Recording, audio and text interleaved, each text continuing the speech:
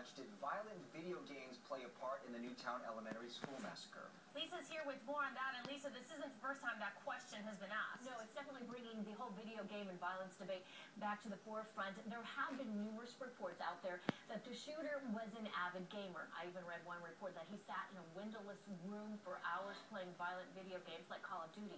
Now, many are openly questioning what type of damage violent games, especially these first-person type shooting games, can have on minds, especially fragile minds. At least one senator thinks there's a link between violent games and real violence. Yesterday, Senator Jay Rockefeller introduced a bill to study the impact of violent video games on children. Rockefeller says recent court decisions demonstrate that some people still do not get it. They believe that violent video games are no more dangerous to young minds than classic literature or Saturday morning cartoons. Parents, pediatricians, and psychologists know better. I call on my colleagues to join me in passing this important legislation quickly. Now, all the big video game companies are a part of the Entertainment Software Association. They issued this statement: the search for meaningful solutions must consider the broad range of actual factors that may have contributed to this tragedy. Any such study needs to include the years of extensive research that has shown no connection between real-life violence and entertainment. So I want to welcome in Phil Schumann, sitting in for Steve Edwards this morning, as well as Maria and Sansone. Good morning to both of you. Good morning, Lisa. Morning, Lisa. Having said all of that, there was just actually a study, Phil and Maria, 2 weeks ago that appeared in the Journal of Experimental Social Psychology that showed people who played a violent video game for 3 consecutive days did show increases in aggressive behavior and hostile expectations each day they played. Well, it's interesting that you point out that study. Of course, the makers of video games, the makers of entertainment, TV shows, movies, will say that, quote-unquote, normal people can differentiate between a game, between fiction, and between the real world, and they don't go pick up a gun. The problem is if you're dealing with someone who's not, quote-unquote, normal, right? What impact that might have, and whether it might push them over the edge, or whether it blurs the line between reality and a game or a movie or a TV show.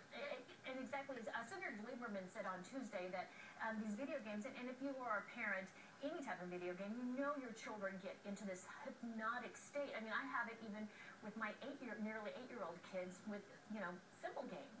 But also the age matters as well, Phil, because I think if you're young and you're playing this game, you may not understand that the consequences in real life are, if you go out there and imitate what you saw in the video game, there's some serious consequences. You can't just hit start over and replay the game, right? So the age matters.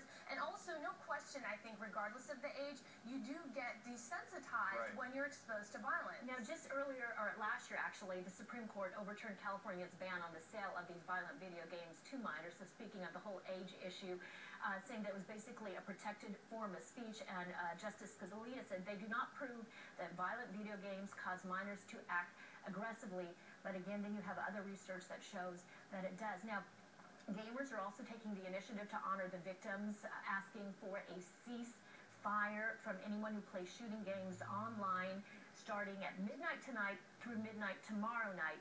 Gamers are being asked to put down their make-believe guns and remember the very real tragedy that took the lives of students and teachers at Sandy Hook Elementary. That's a worthless symbolic effort to me. Do you think so? See, I think it's an interesting way of looking at it. I guess for the gamers are in a tough situation, but it's a slippery slope because there's violence everywhere. Yeah, but this is about money. They make a lot of money with these games. Right, that's a good point. Yeah, there's violence in TV shows, there's violence in music, there's violence in movies. Right, it's not which is a new the problem. There's violence in fairy tales. And speaking of money, just in November alone, $2.5 billion in video games, and of the top 10 video games, 8 are violent.